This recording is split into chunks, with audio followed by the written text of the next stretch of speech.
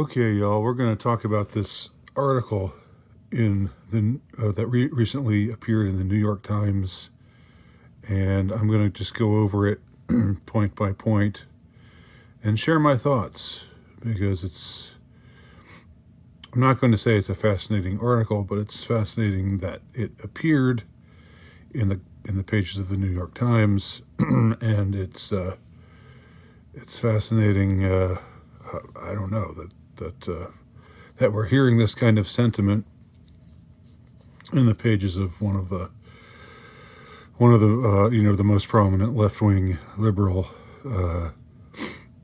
mainstream media organ, supposedly most respected.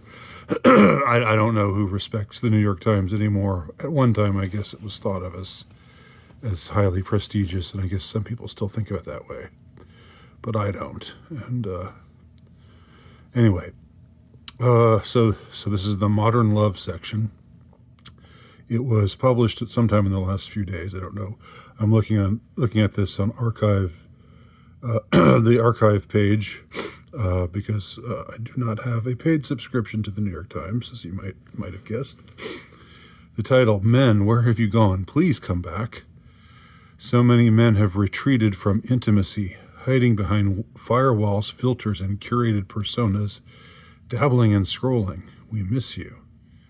That's a weird way of saying what men are doing. Men retreating from intimacy, hiding behind firewalls, filters, and curated personas. Are they saying that they're who's hiding behind filters? What man uses filters? Right? It's women who use filters. Curated personas, I guess that's like being online. They're saying men are online instead of getting out and actually meeting and talking to women. Okay, whatever, maybe. And then there's this bit of artwork. I don't know, who cares about that?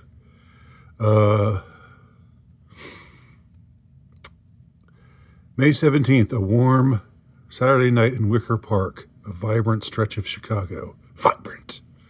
A vibrant stretch of Chicago, where 7 restaurants crowd a single block. You want to go to a place that's vibrant. We all know the connotations of vibrancy, don't we? Anyway, Troy and I, who's Troy? It doesn't matter. We're having dinner at Mama Delia, one of the quieter spots. The sidewalk patio held 5 tables, two tops, blah, blah, blah, blah, blah, blah. Pulled together for a group of 8 women. At those tables, Troy was the only man. The scene was beautiful. Low lights, shared plates, shoulders angled in. The kind of evening people wait for all winter. Still, I found myself watching the crowd as it moved past us, women walking in pairs or alone, dressed with care. At table after table in nearby restaurants, there was a noticeable absence of men. At least of men seated in what looked like dates. Troy and I have known each other for almost 20 years. We met at Playboy, of all places. Okay. So this broad worked at Playboy. Interesting. Playboy magazine. Now she's writing for the New York Times. Back when we were learning how desire gets packaged, sold, and sometimes misunderstood. We stayed close friends, bonded not just by our opinions, but by the effort it takes to stay in someone's life. That night we made the effort. Still, what I saw unfolding around us felt like something else entirely. A collective shift I couldn't unsee. It started to become clear the previous April, when a man who had been pursuing me canceled a dinner at the last minute. There was a scheduling mix-up with his son's game. I understood. I'm a hockey mom. I get it.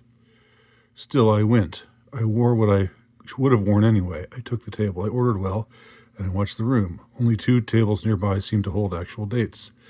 The rest were groups of women or women alone, each one occupying her space with quiet confidence. No shrinking, no waiting, no apologizing. That night marked something, not a heartbreak, but an unveiling. A sense that what I'd been experiencing wasn't just personal misalignment. It was something broader, cultural. A slow vanishing of presence. All right. Okay, well, we'll just continue here. I spent over a decade behind the curtain of digital desire. Okay, so this woman was a pornographer, or she worked for pornographers. In a progressive sense, I guess, in a sex positive way. So much for relatability, but anyway, she's a columnist for New York Times. I guess you would expect something like that, background like that.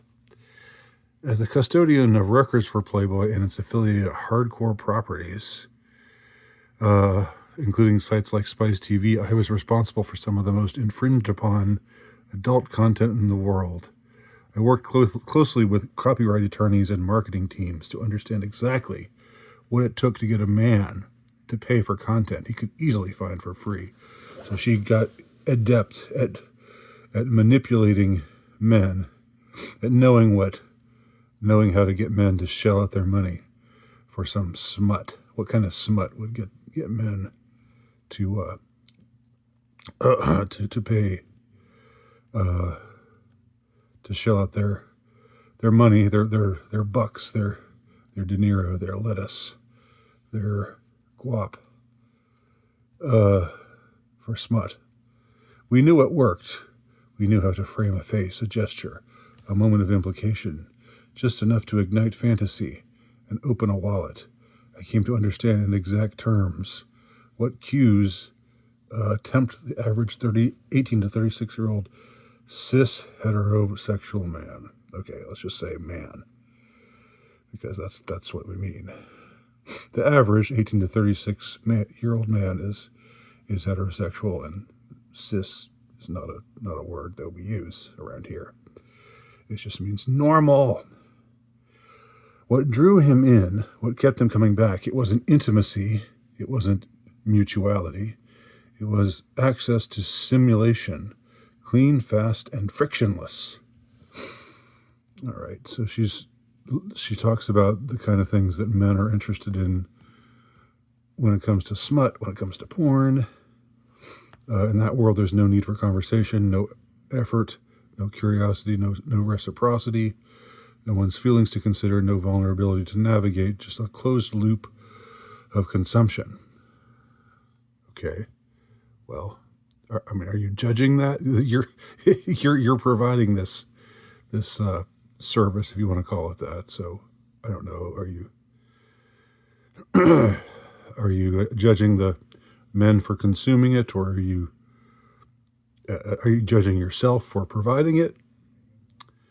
Well, anyway, to read on.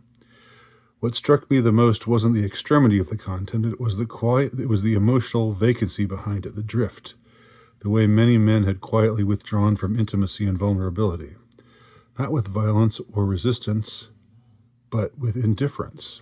Okay, so she's drawing. Okay, I see what she's up to now. She just seems to be drawing a parallel between the porn that men are consuming and how they're withdrawing from social life, withdrawing from women in actual life. They weren't sitting across from someone on a Saturday night trying to connect. They were scrolling, dabbling, disappearing behind firewalls, filters, and curated personas. Okay, so that's what she's talking about. She's talking about them accessing the porn pages that she helped to curate. And while they disappeared, women continued to gather, to tend, to notice who wasn't arriving and to show up anyway. Okay, so so she's saying, is she drawing a parallel between pornography, between men consuming porn and men not showing up for actual social functions where, meeting and talking to women, and maybe finding a girlfriend or someone for the night is a possibility? Is that what she's saying? I'm not quite sure yet.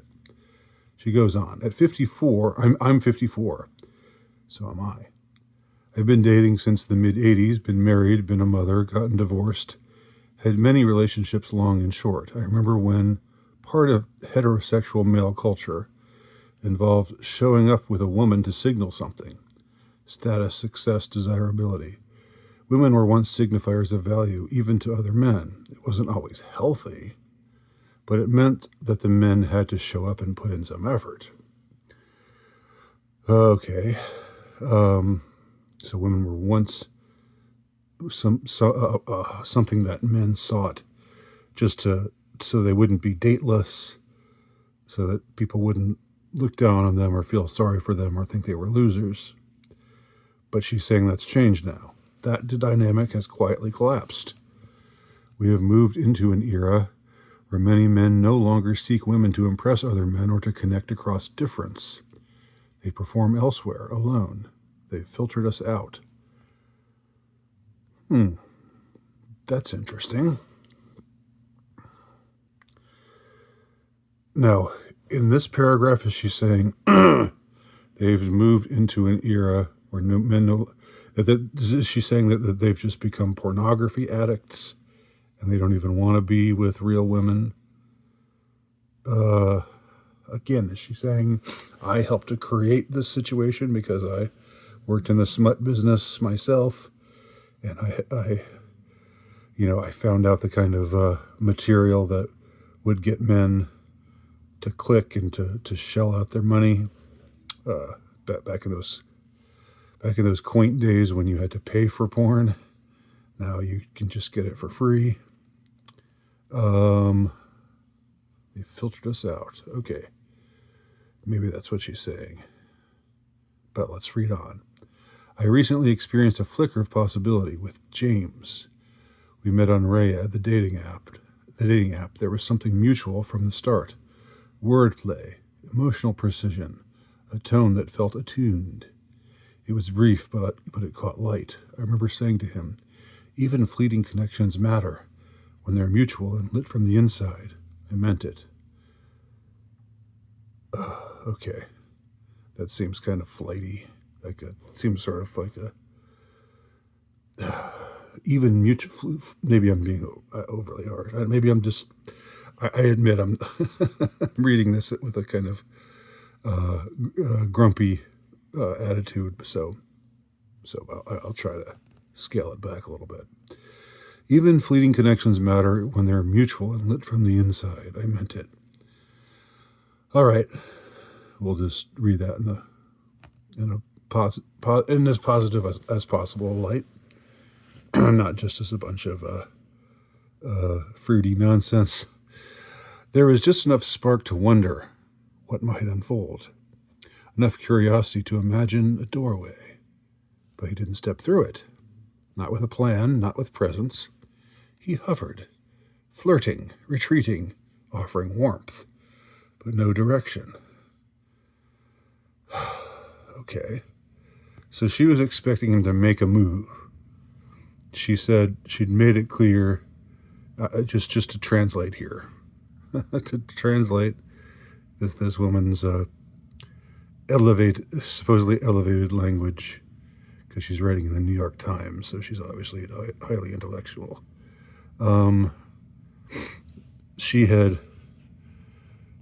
There was enough spark to wonder what might unfold. So she had made it clear that she liked him and that he could step through the doorway, the proverbial doorway. But he didn't step through it, not with a plan, not with presence. She wanted him to come with a plan. All right, why don't we meet to do this and do that? And this is something that it seems that women talk about, when they complain about that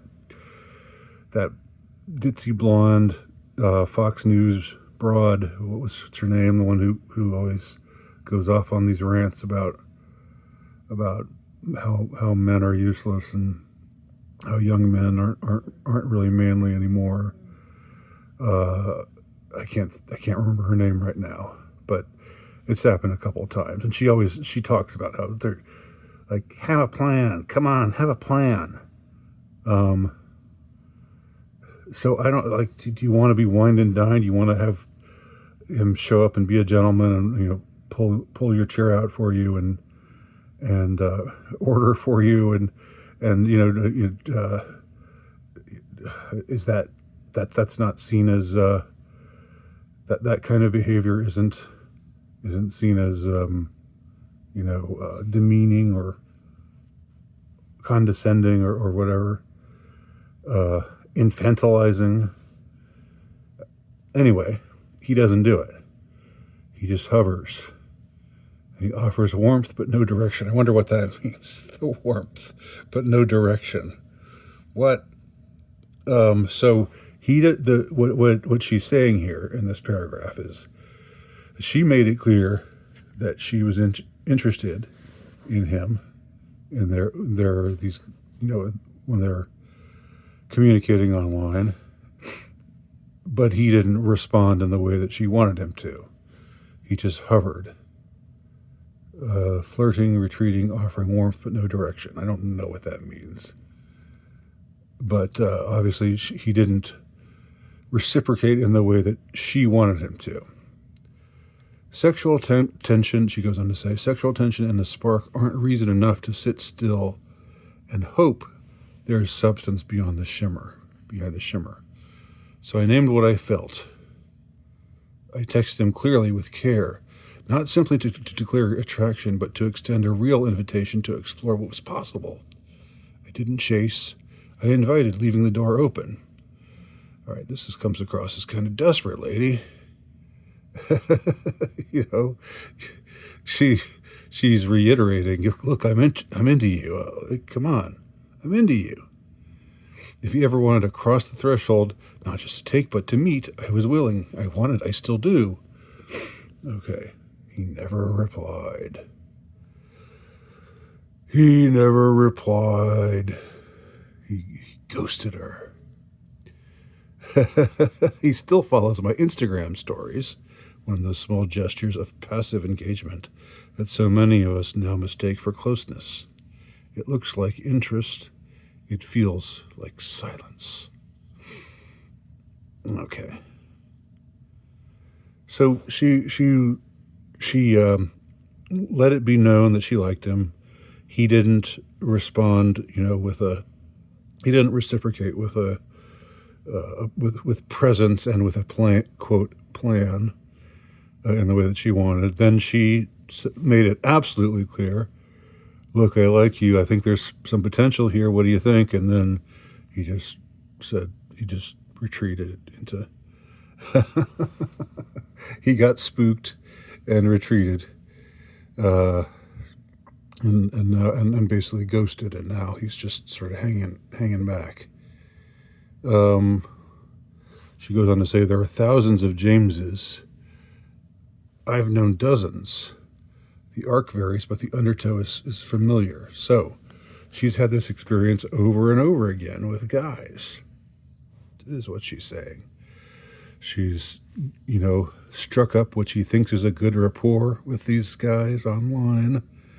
And then it fails to go anywhere. It reaches a point where she says, let's do something, or, I'm ready for you to ask me out. And they don't. Interesting. What I won't entertain is directionless orbiting. That thing that so many men now seem to mistake for connection, the perpetual maybe. The emoji check-ins, the casual seeing where it goes without ever going anywhere. We call it a situationship. But mostly it's avoidance, an abdication of ownership, of feeling, of behavior, of sex that isn't a means to an end, but is communion. What?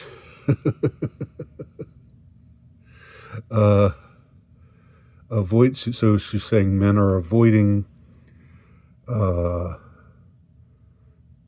sex that is, I guess, meaningful, that isn't a means to an end, but is communion. It's strange that she says isn't a means to an end. It seems like she means that isn't an end in itself, but is communion. She's talking about, having sex with somebody in a way that invites a closer, more intimate kind of relationship. And she's saying men aren't doing that. And the men that she's meeting with are, she's striking out with them. They're not going there. It's not clear though. We call it the casual seeing where it goes without ever going anywhere. Is she saying these guys want to just sleep with her and then toss her aside? She doesn't seem to be saying that. Then again, she's 54, but I mean, I'm 54. I'm not making fun of that. I'm not saying there's anything wrong with being 54, but I don't know.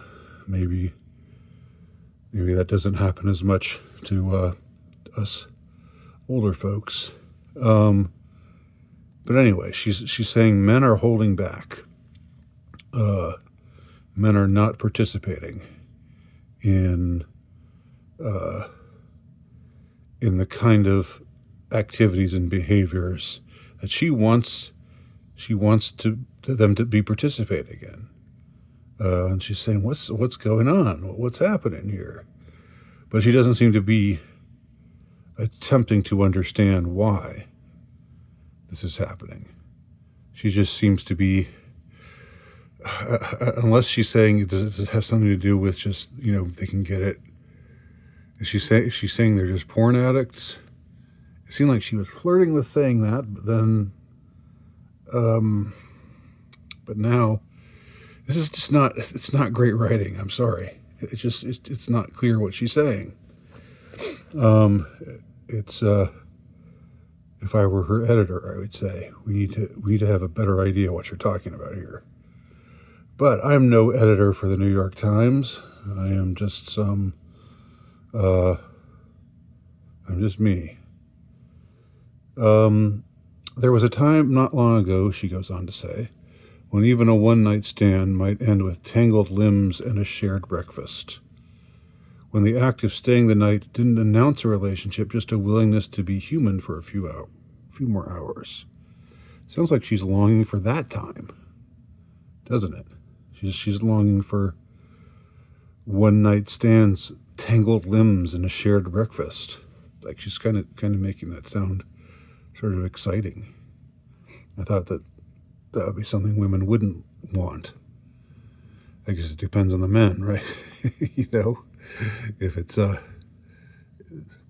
man in finance, 6'5", blue eyes, then maybe so, but not if it's some schlub. Which is everybody else. All right, so anyway, now even that kind of unscripted contact feels rare. We've built so many boundaries that we've walled off the very moments that make connection memorable. And frankly, morning sex is often the best sex. Oh man, just like, come on. This is grossing me out a little. You're revealing a little too much of yourself here, hon. Frankly, morning sex is the best sex. Sometimes you even get a sight of eggs before you disappear from their bed and their life forever. She's longing for the days when she could at least have one night stands with these guys. Now they're not even offering that. And she's saying, what's going on? They're not even interested in that? They're not even interested in tangling limbs and sharing breakfast? Okay, she goes on. Just a little bit more here. Sorry if this is a little long. I want to linger over this a little more than usual. She goes on to say, this idea that vulnerability is a threat instead of an invitation has created a culture of hesitation, of men circling intimacy, but never entering it. Now, this seems like a hint at saying Me Too has backfired, right? She can't come out and say that, not in the pages of the New York Times especially. But the idea that vulnerability is a threat instead of an invitation has created a culture of hesitation. Women saying, misinterpreting men or saying that they've been harassed, when the man thought that she, was was okay with it, but afterwards find themselves branded as harassers, has made them withdraw. Men circling intimacy but never entering it, and the result is thousands of tiny silos, everyone performing closeness, but no one making a move that binds. Isolation, loneliness, a hunger for contact that has nowhere to land. Interesting. That's what's really going on out there. Yeah, I mean, it is from this lady's point of view anyway. She goes on, maybe we're between paradigms, mourning what's fallen, not yet fluent in what comes next.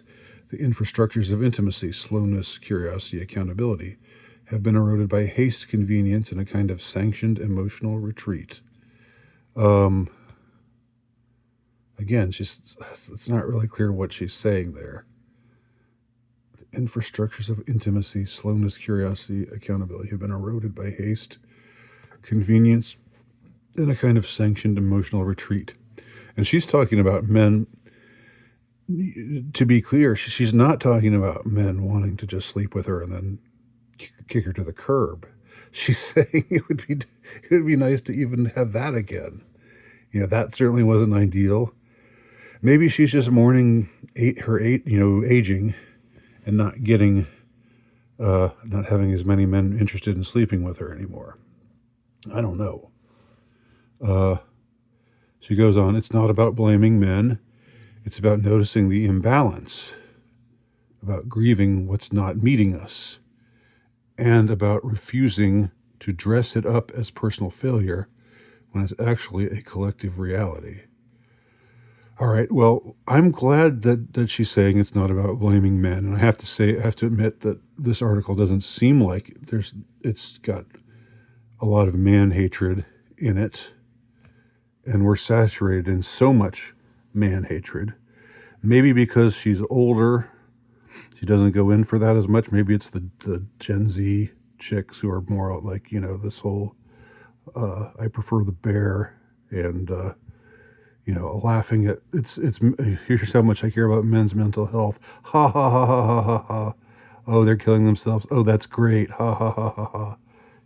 That kind of stuff. Maybe that's more younger women who are saying things like that.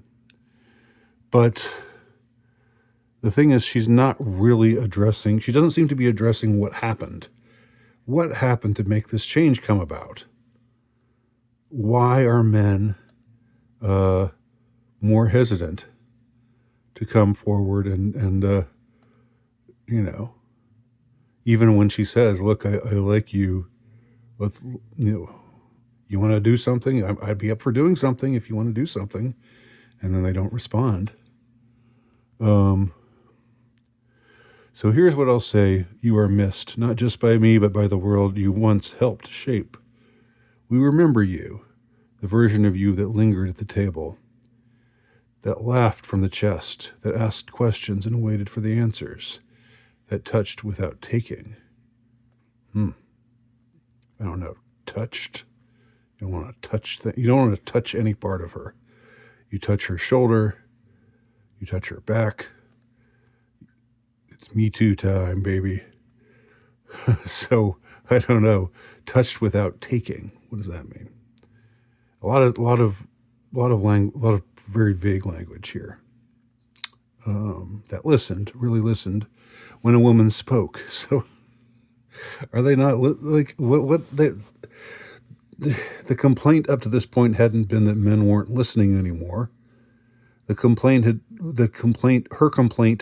up to this point had been that men were not taking initiative, that they just kept withdrawing back into their online little silos, right?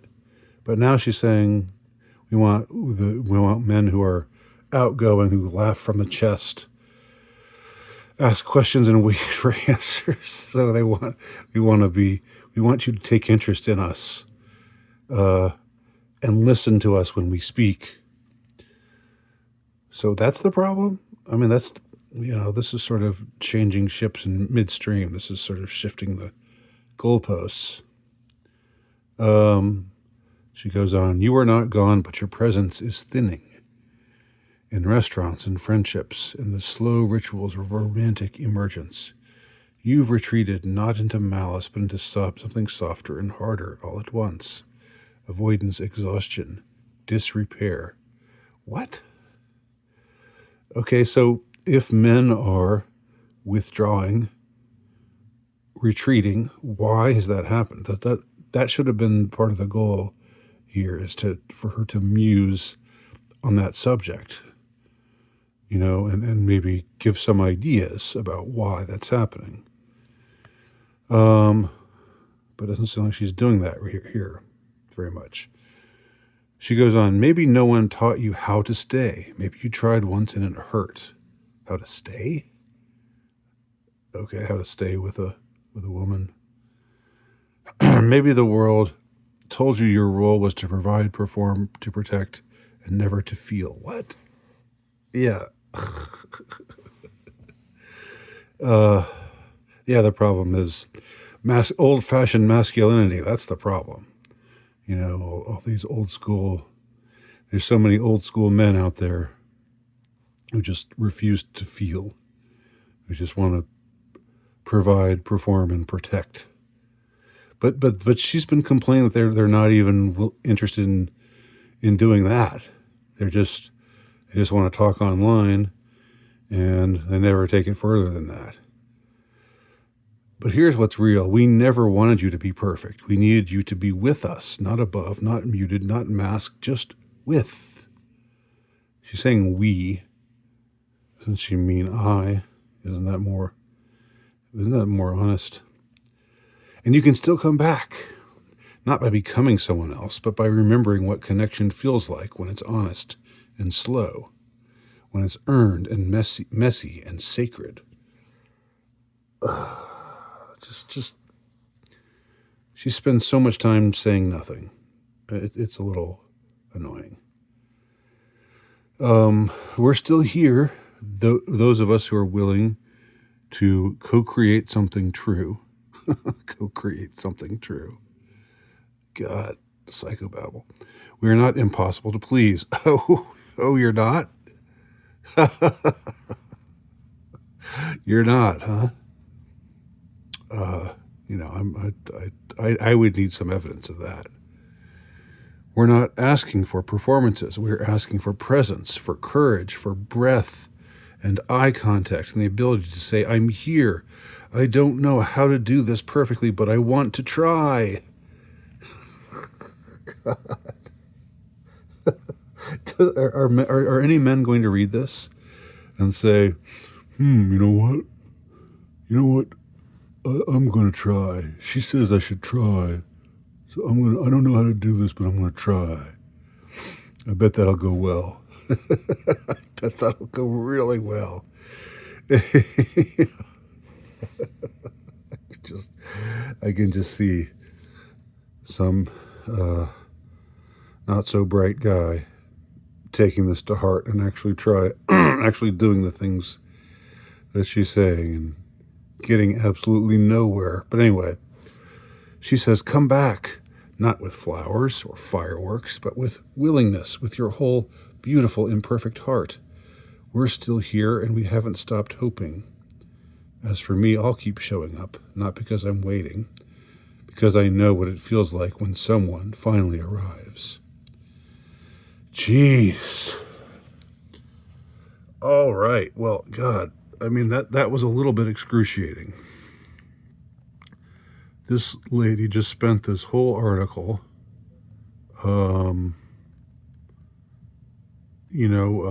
saying very, very little. What's her name? Rachel Drucker. All right, she put her name out there. She put her name, I guess that's her real name. This is published on June 20th, which was a few days ago.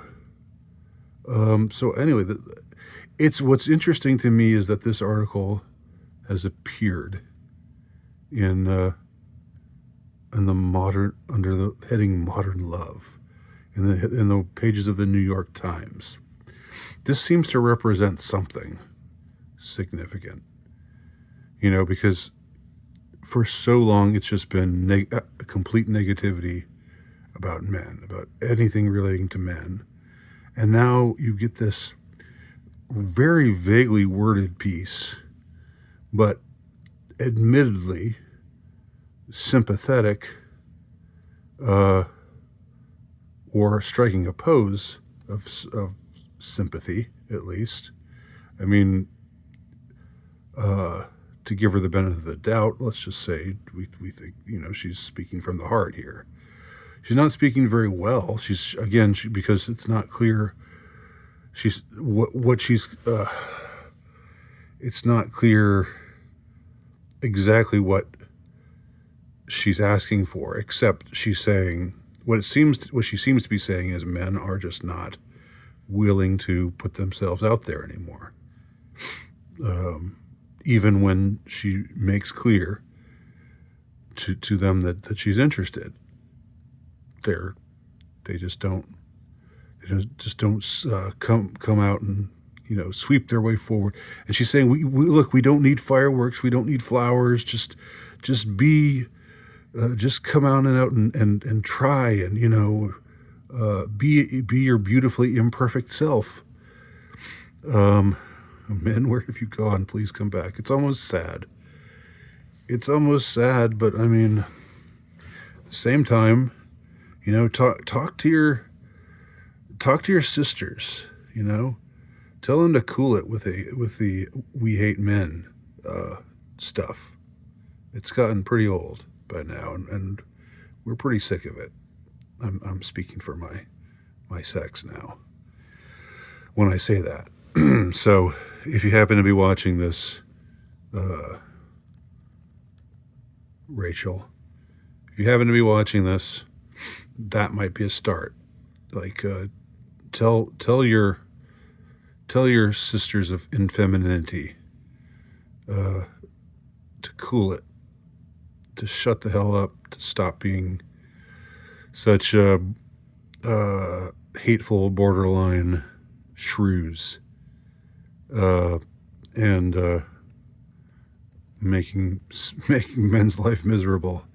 And maybe then, you give a little, we give a little. But,